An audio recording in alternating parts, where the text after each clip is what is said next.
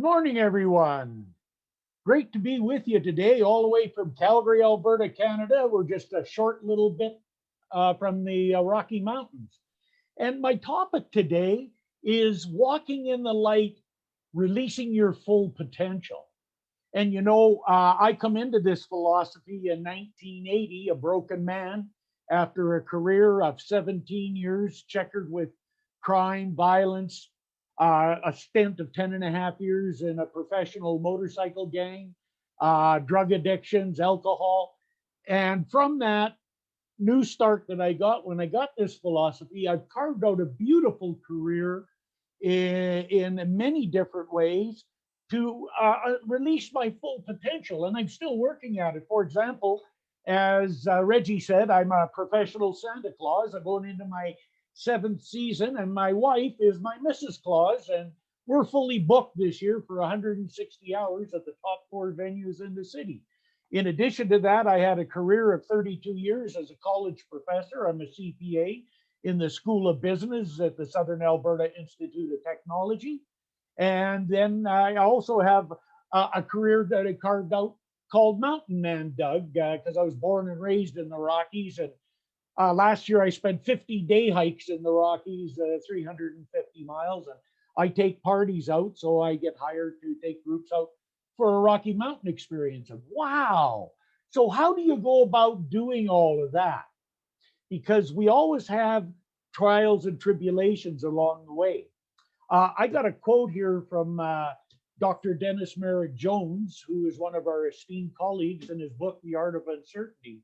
He said, "It is a universal imperative that all living things must grow. And if they don't, they die. There is no middle ground.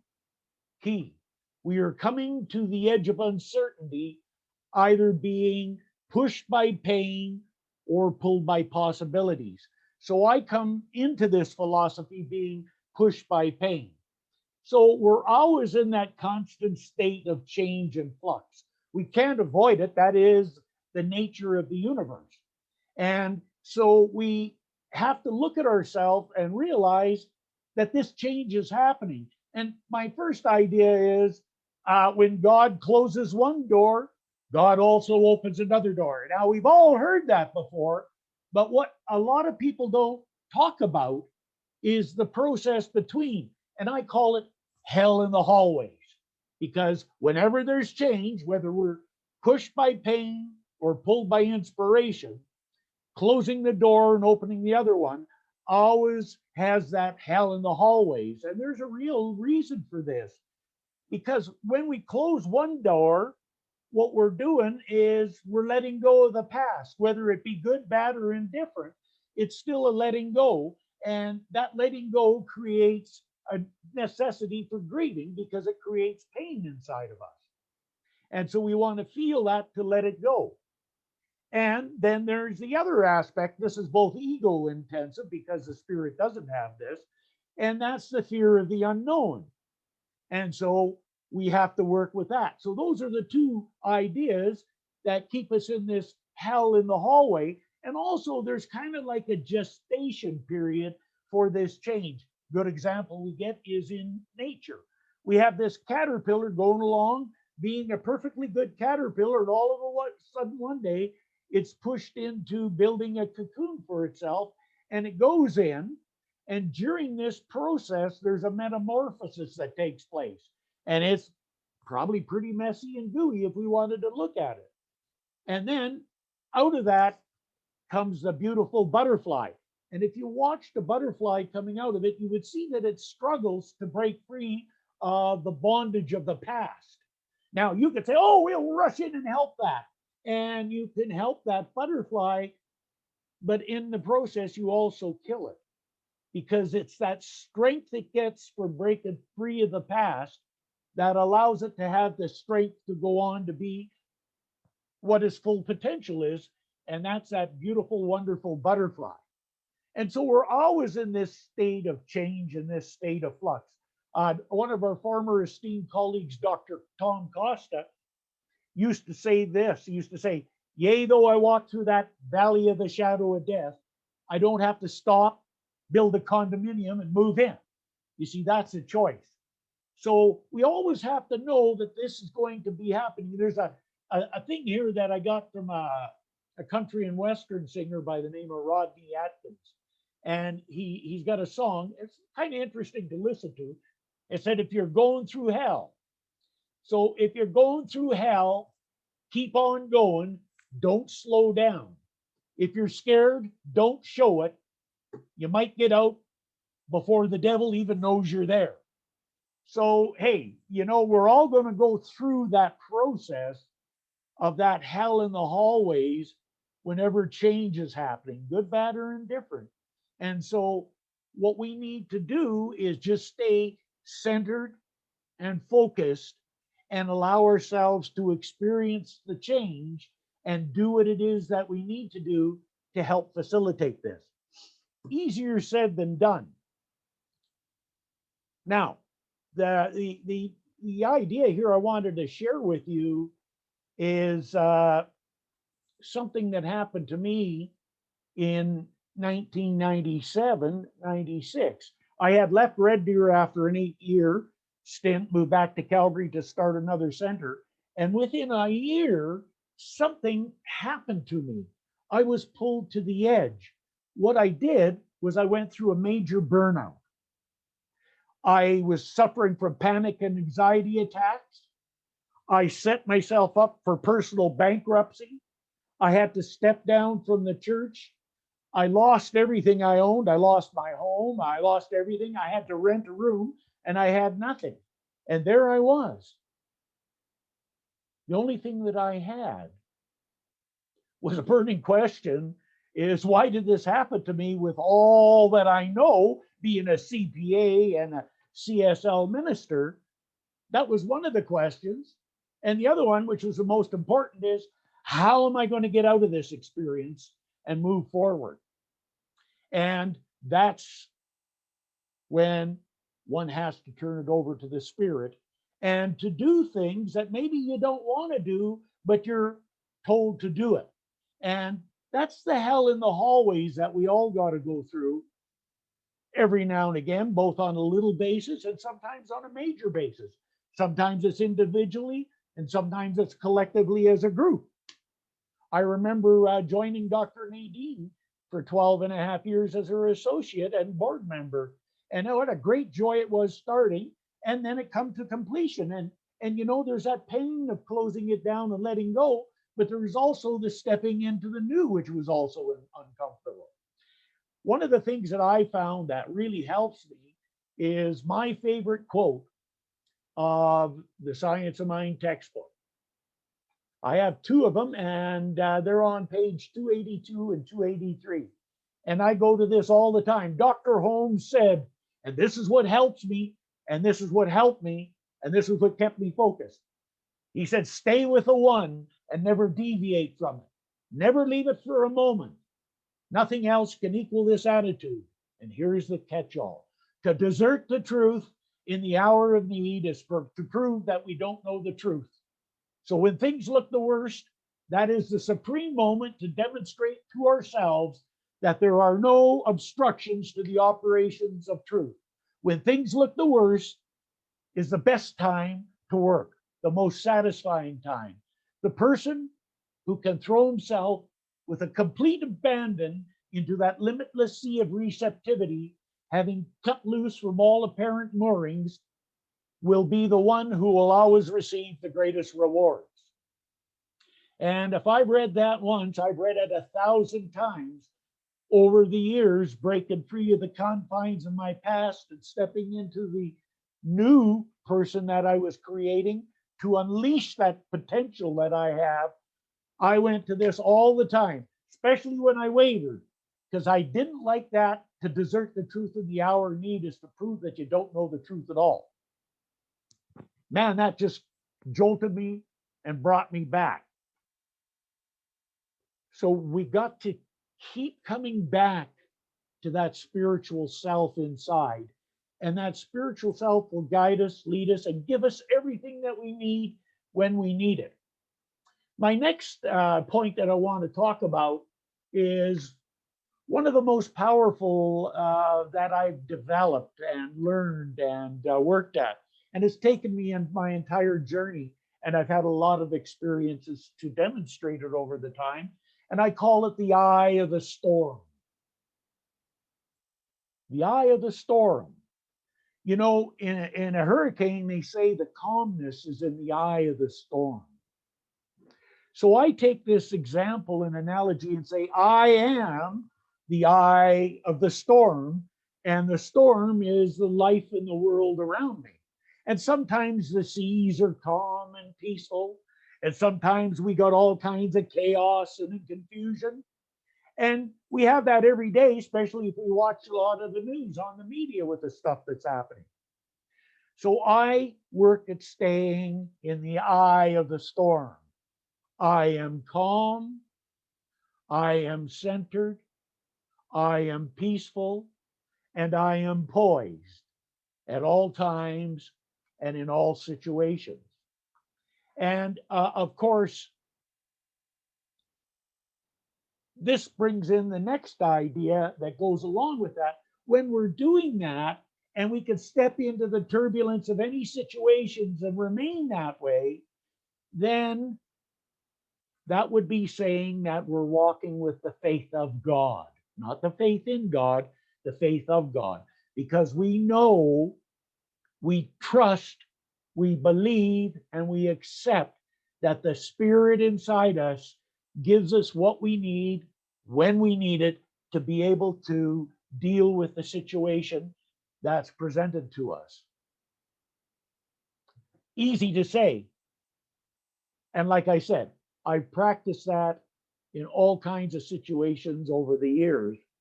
And I guess probably one of the most profound, well, I had two experiences that I want to share about walking in the eye of the storm. And you know, the Spirit connects with us a lot of ways, by the voice, by images, by dreams, by coincidences, or by simply prompts. That's the tricky one, is standing in that light and knowing that you don't have to know what to do, just follow the prompts that Spirit gives you. So the first one I want to share with you, I'm going to share you two really examples. One was a lifesaver. I was out 2.5 miles with my best buddy, and he'd been experiencing some problems with his chest. He had a hard time breathing, and his acid reflux was acting up. And as we went along after 2.5 miles, he just all of a sudden collapsed in agony and pain, and he was freaked out. And hey, I'm 2.5 miles in the bush with him. What am I going to do? Get out of panic? First thing I did was the treatment. And then I got him calm and I got him peaceful and relaxed. And then the strategy come to take it, because I had to walk him and talk him out, to take little goals and have a reward of a rest. It come to me that not to lay him down, to keep him standing up. It took me 3 hours to walk him and pray him and talk him out of there. And the most amazing thing happened. We had a 2,500 feet hill to go up. And it wasn't that intense, but it was uphill. And he was just having a hard time making it. So at the bottom of the hill, I did treatment. And guess what? He said, Doug, my pain's gone. I can breathe. We went up to the top of the hill. It was back again. Got him to the car, 50-minute drive to the hospital. And he had had a major heart attack with a 90% blockage of one artery. The next day, the whole cardiology team of the university hospital was there. And they just couldn't, they were just shaking their head. The old guy, he couldn't figure out how he was still alive. And they asked me, how did you do that? I said, it was the power of spiritual and mental resolve. And we all have that ability if we can stand in the eye of the storm. Another really interesting story is kind of humorous how it ended. But I was over with the same guy in northeastern China, teaching a semester for our college over there in a program that we had. And we were there 80 days teaching. And the Chinese people treated us really well. However, about 5 days before we were left, we were in a medium-sized city of 14.5 million people. We were going home from school one day, and we're on this street corner, throngs of people around, and we get surrounded by a gang of 11 ruffians. And there's the two of us and 10 of them in a tight circle with what I thought the head honcho was in the middle. And he squared off against me because my buddy Tony was smaller and I don't know what it was all about. So I'm going, I told you my background, I'm going, Doug's plan B. And I knew exactly how to deal with that. But I made a commitment to nonviolence in 1980 to God. And I said, plan A, God, you're on. And in order to get the message, one has to remain calm, centered, peaceful, and poised. And as I did that, something come over me and I followed the prompts. So I squatted down to get at eye level with the adversary. And of course, he had the dirty on, so I got the dirty on. And it's a staring contest. And I moved slowly towards him like this. Slowly. And we're this far apart, face to face. And then I did something that astounded me. I went, and I snapped at him. I bit him on the cheek. I got him there. And the strangest thing happened is all 11 of them freaked out and ran. They just absolutely ran. So I looked at my buddy and I said, that turned out a whole lot better than I thought it was going to. And he said, me too. Now, why I say that, folks, is I could never conceive of doing something like that. That's beyond me. With my background, I already know how I could do it, but I had no idea how God was going to give it to me to do. And why a prompt? Why not a little message? Well, if God would have given me the message to do that, I wouldn't have done it. I would have said, well, that's kind of stupid, you know? But I got that prompt and I did it, and boom, they all ran. I was just astounded. And that's when you can stand in the light like that. And by the way, there's lots of times I didn't make it. I didn't get the message, but this is practice over 42 years. When you stand in the light like that, then that is what I call faith. And Dr. Holmes has a prayer for faith on 283, 84, and 85. He said, faith is the power of prayer. It is a mental attitude against which there is no longer any contradiction in the mind of the one that entertains it. Faith is a mental attitude which is so convinced of its own idea, which so completely accepts it, that any contradiction is unthinkable and impossible. And before such a mental attitude can be created, there must be nothing left in the subjective state of our thought which contradicts our objective affirmation.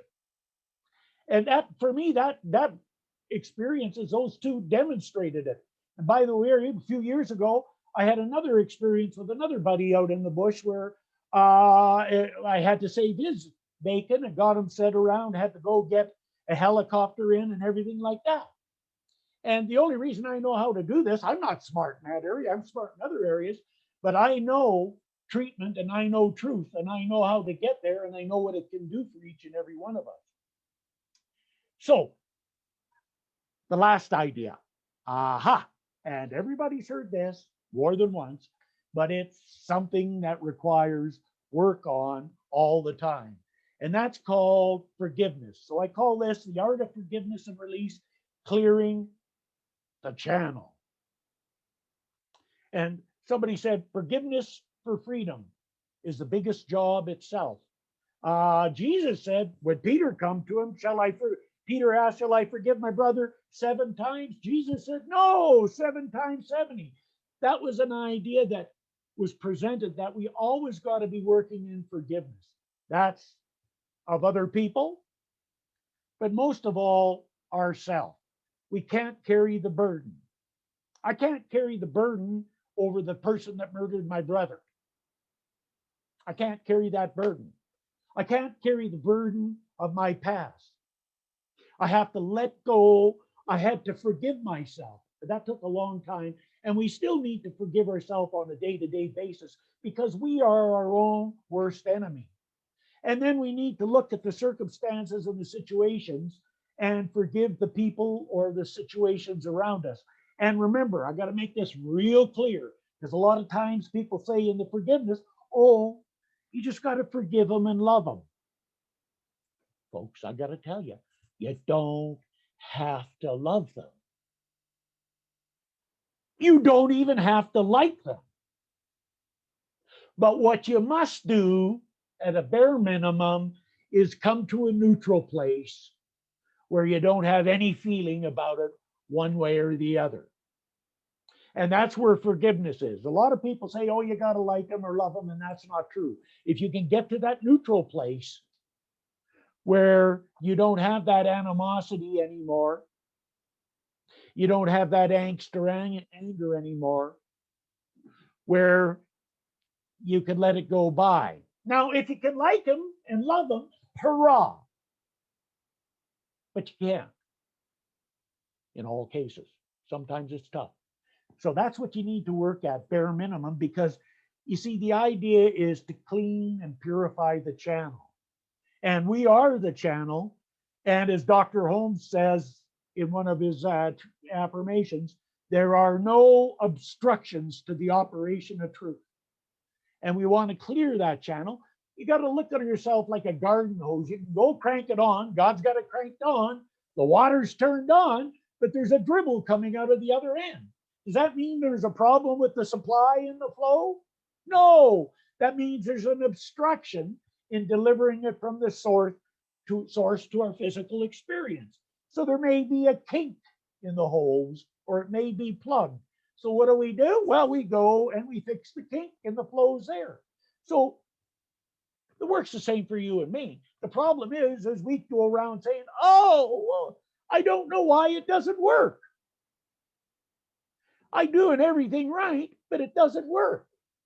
I'm having faith, and I declare my faith, and I pray every day, but it doesn't work. Oh, that's probably because a person's going around and worrying. If we worry, if we have doubt, if we entertain and make a home of fear inside of ourselves, or any negativity, we begin to clog the channel, and we can't walk and stand in the eye of the storm. It is very difficult to do that when we're entertaining all of these. Now, are you looking at me saying, hey, he's a saint? No. I still have a challenge. 42 years and it's still challenging. I'm still taking courses. I just finished one. I'm doing another one. I'm still learning and growing, because if I've been able to do this, even though I'm 72, what can I do next? What's coming? I got a few irons in the fire. All I need to do is to keep that channel free and to be willing to be of service. And the Spirit will bring you the gift of being of service. For example, it brought me being Miss Santa Claus, and I have my wife as Mrs. Claus.